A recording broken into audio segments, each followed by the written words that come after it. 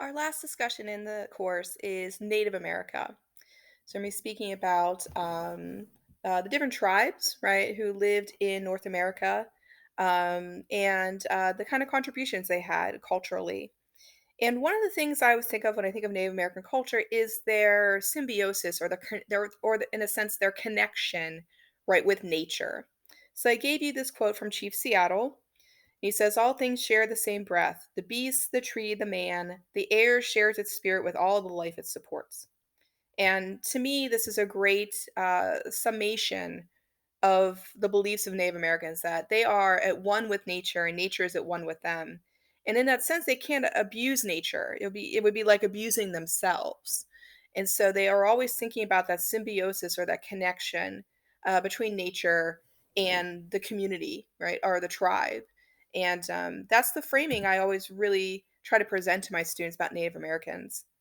Now, you're seeing here a map of North America and the various regions that we discuss when we discuss Native American groups.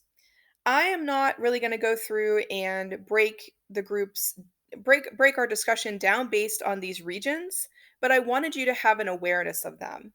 And I wanted you to think about the propensity, right, of the different regions, right, of Native Americans. So, if you're talking about like a Plains Native American group, it's very different, let's say, than an Arctic Native American group. So we have to keep in mind that these are there are many tribes, right, existing in many different areas, and that they're going to have different life ways, as we'd say. They're not going to be all the same.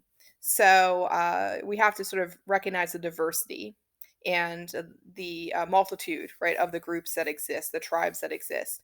For our purposes, of course, I'm always going to sort of more so break it down based on talking points, right? So for me, I don't really, again, try to go through and show you something from every region or even every tribe. That would be impossible. So I try to look at the concepts that guide Native American life and then show you various objects related to various tribes within that discussion. So again, this is much more of a conceptual way to approach it, a more thematic way to approach it than a very specific area driven or tribe driven approach. So keep that in mind as we're talking. So the points that I always use are nature, of course, ritual, utility, and cities. So we'll go through and we'll see these thematics as we move along.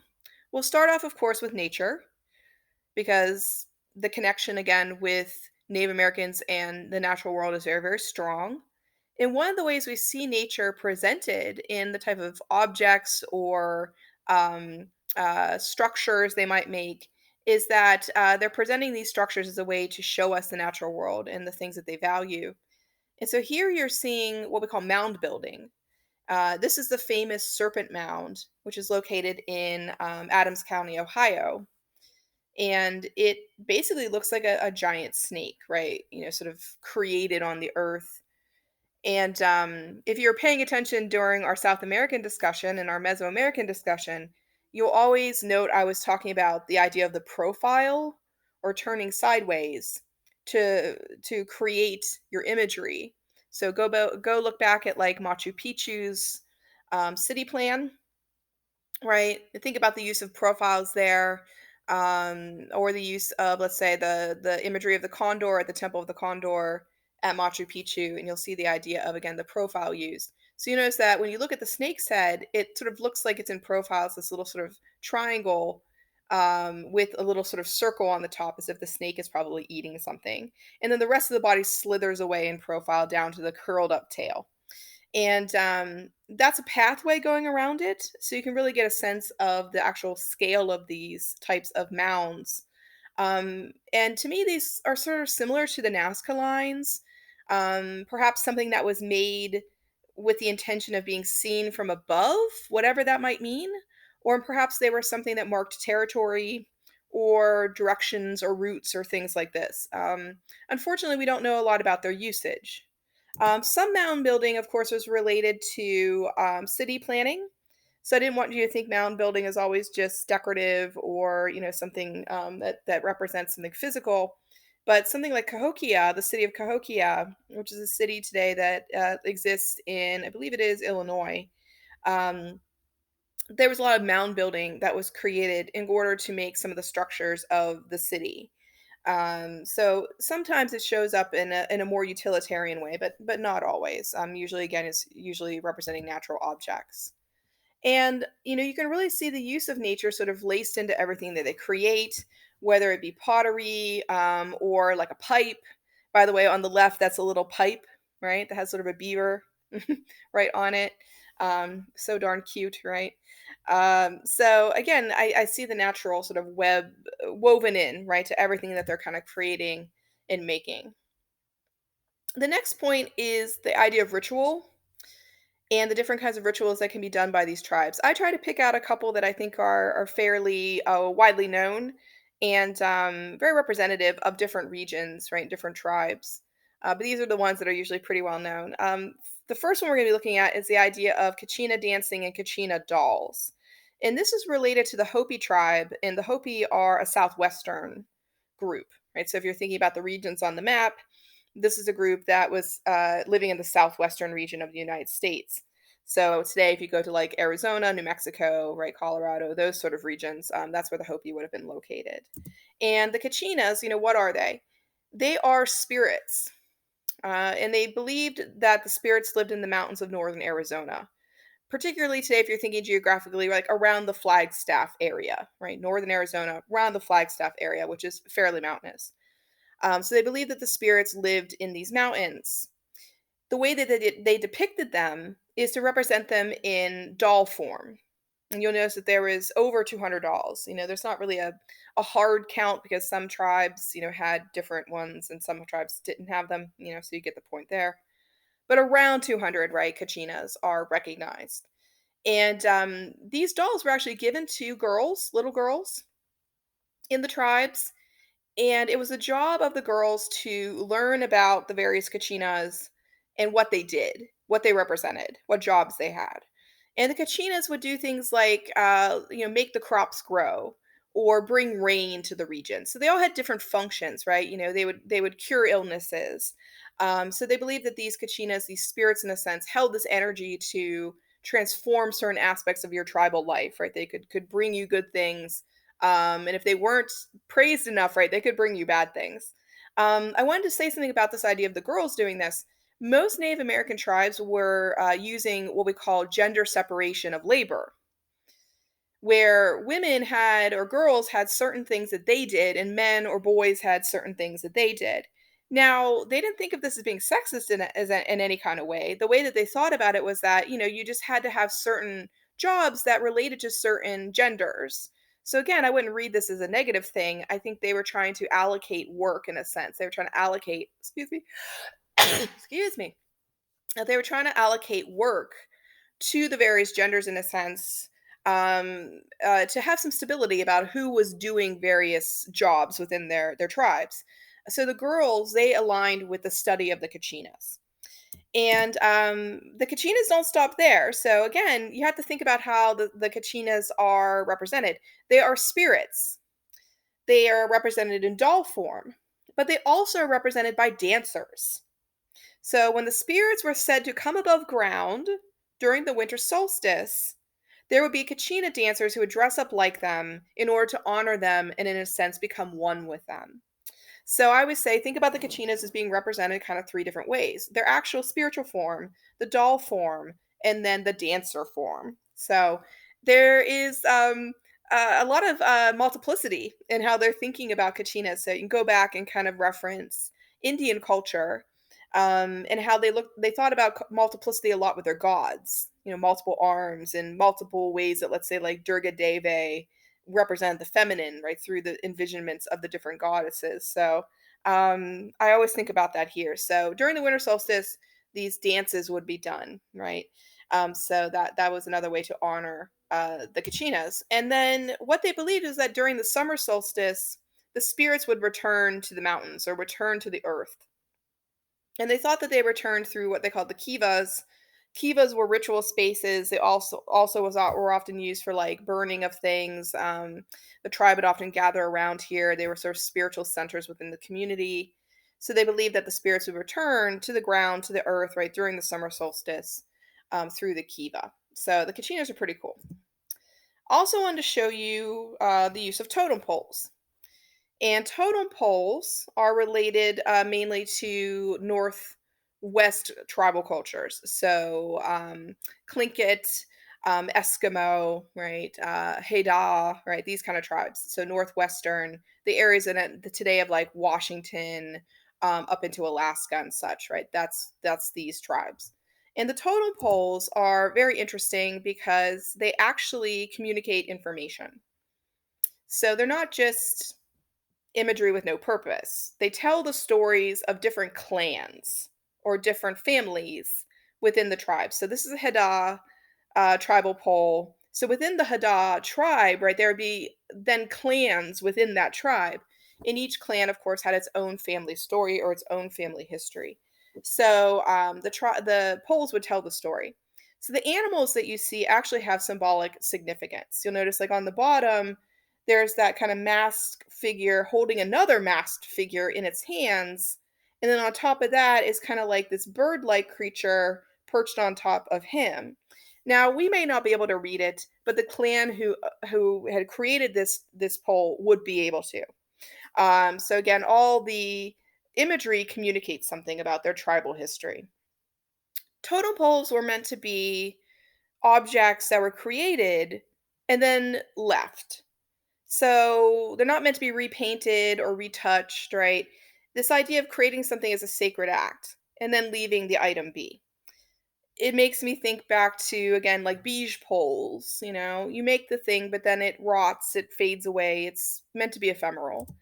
So if you go to somewhere like Vancouver, let's say, and you see these totem poles kind of at a museum or a cultural center, these are objects that have been retouched or framed in a way for tourists, right? So I always call these tourist totems because these aren't really something that's functioning for the clan anymore. It's there for you to like get a sense of what tribal life is like and tribal art is like.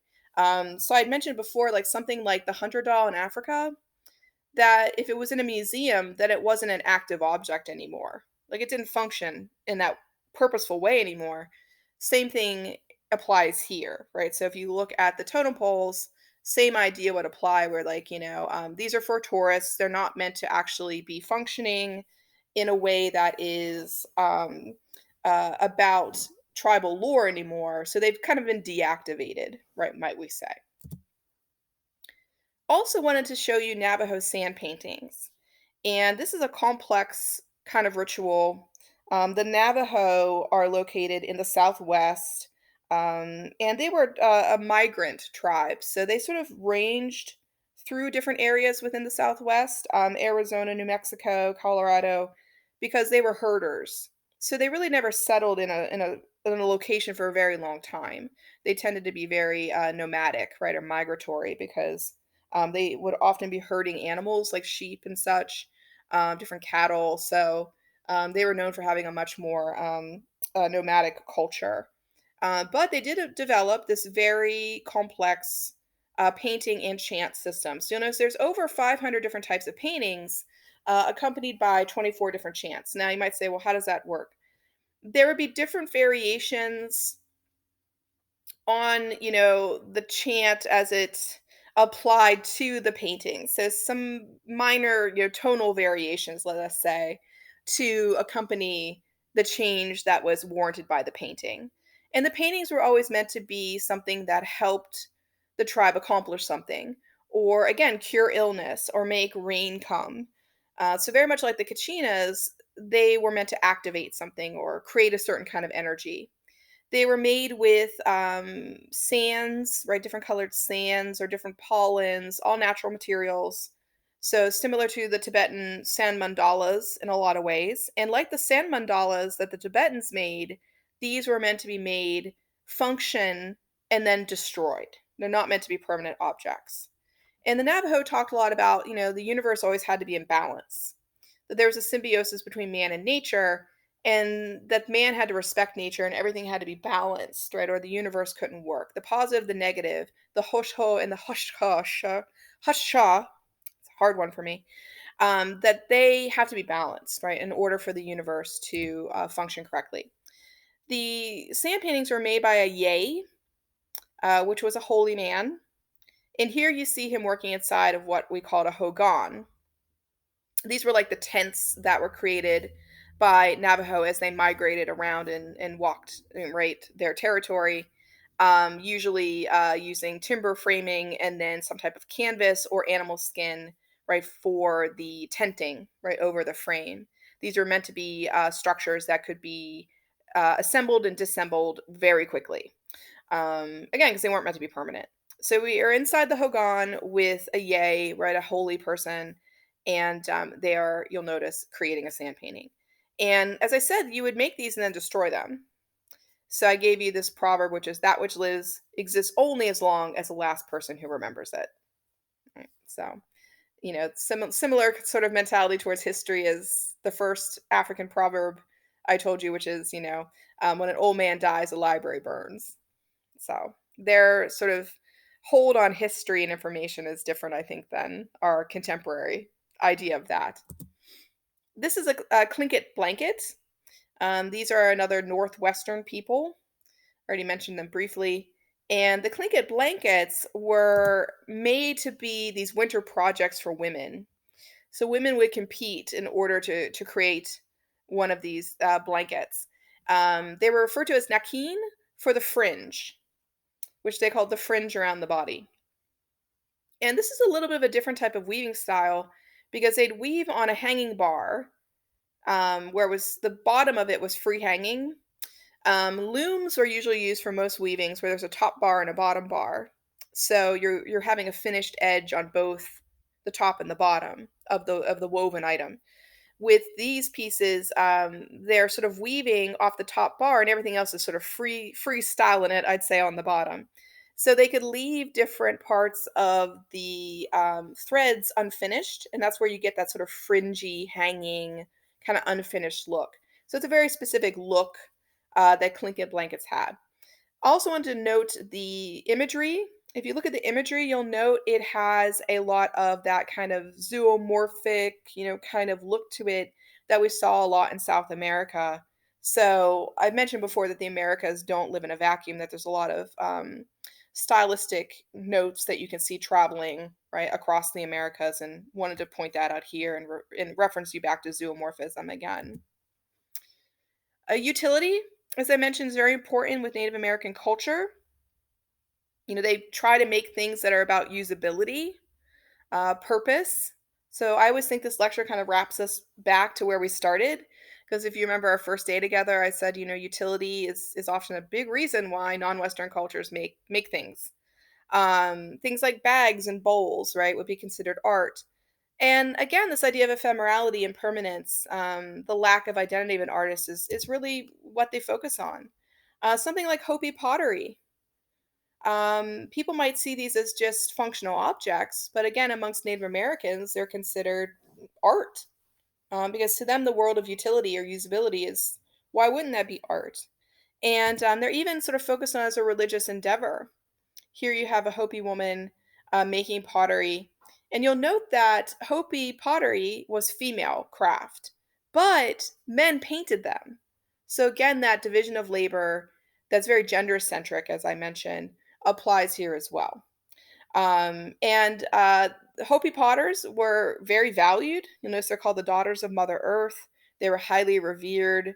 Um, but again, they're making these utilitarian objects, but they're making things that are very beautiful at the same time. As after the men painted them, they're going to be these beautiful objects. And I wanted to mention that Hopi use what we call coil method. So you notice they take the clay and they actually make these kind of coils, and then they start to stack them right on top of one another to make the finished pot, right, or bowl or whatever they're making. And again, some other utilitarian objects, things like the bags, papoose carriers, right, sort of beaded items, right, either the clothes that they wore, the blankets that they used. These are the kind of things that you'd see if you went to a museum focusing on Native American artwork. or utility to them is just as important as the artistic side of what they're making. And finally, I just wanted to mention a little bit about the cities. Often people talk about Native Americans and they don't really focus on cities because a lot of the tribes are nomadic. But some of them weren't. Some of them did create urban centers. I showed you Cahokia. That's a good one you can go look at, which was located in the plains. And I also wanted to show you here Chaco Canyon. This obviously is a computer reconstruction of what Chaco Canyon would have looked like. You'll notice that you have kind of this horseshoe shaped or half circular shape of the city with various kivas, right? And then sort of the rooms all kind of stacked together in the horseshoe. And then you have the fields, which are sort of outside the main body of the city. And then sort of behind it, you have this very sheer rock wall, which we assumed would have functioned in a protective way, right, for the city itself. When I was living in New Mexico, which is where Chaco Canyon is, it's north, sort of west of Albuquerque, where I was living. My parents had come to visit, and we decided to go out to Chaco and look around and see it because that's what I do for a living. So I was like, hey, let's go check it out. And the tribe that had lived here was the Anasazi, and you'll note that there are about 1,200 people living here. Not a lot of people, maybe from our standards, right? But for Native American cities, these are pretty big numbers. And when we walk around here, you'll note the construction is mud, plaster, and straw. And this falls in line with what we call adobe. And adobe was often used in the Southwest because it allowed for heat to be held in a structure overnight. So it kept people warm, but it dissipated heat during the day. And people in the Southwest still build with adobe. So when I was living in Tucson and living in Albuquerque, doing my graduate degrees, there was many people I knew who lived in adobe homes. And the reason why is because they didn't have to have air conditioning. They could just have the adobe do that work for them of holding the heat in at night and then cooling it down during the day. Yeah, there's a lot of people out west who do not have air conditioners. It's because there's no humidity. So, really, it's not very necessary culturally, right? Here, you couldn't get away with that in Florida, but there, yeah, it's fine. So this was a very natural way of regulating your temperature. So my family and I had a really fun time kind of going around and looking at Chaco and thinking a little bit about the people who lived here and the kind of structures they would have created. And of course, as I mentioned, they have the kivas here, so you could see the ceremonial spaces and again, different rituals would be related to the kivas, just as we talked about with the kachinas. Now, the Anasazi are interesting because they build these cities. Here you're looking at the Cliff Palace at Mesa Verde in Colorado, and they have this very complex culture, and then they disappear. And you'll notice some people talk about the Spanish contact, but it was more than that, right? It was very much like a just sudden disappearance. So similar to the Aztec of like, what happened? So people talk about aliens, and Anasazi actually means ancient aliens. So there's that. But one of the theories that's really gruesome is that maybe their agriculture that they were supporting outside these cities started to fail. Maybe there was a famine, not enough water, a drought, right? And we found evidence of bones with smooth edges. And if you see bones with smooth edges, it usually means they were cooked in a pot. So if you ever make chicken soup and throw some chicken legs and stuff in there, pull the bones out later and look at the edges of the bones because you're pushing them around the pot. They actually get kind of smooth on the edge. So many anthropologists wonder if cannibalism actually became an issue, and that actually decimated the culture, right, as well. So um, sort of a gruesome, right, end, right, to the people. And the final structure I wanted to show you is Taos Pueblo. And this is built by the Hopi. And the Hopi are still around today. So, like a lot of Native American tribes go extinct or disappear or are taken out by, genocidal practices, like trade and the pox and whatever when Europeans arrive. But the Hopi actually survived and have been given reservation land by the U.S. government. And so Taos is still a functioning pueblo. If you go there today, it's still a functioning city. Obviously, it's very touristy, and they make a lot of money out of tourists coming right here. Um, but again, it's still where this tribe lives, right? They still live in the pueblo.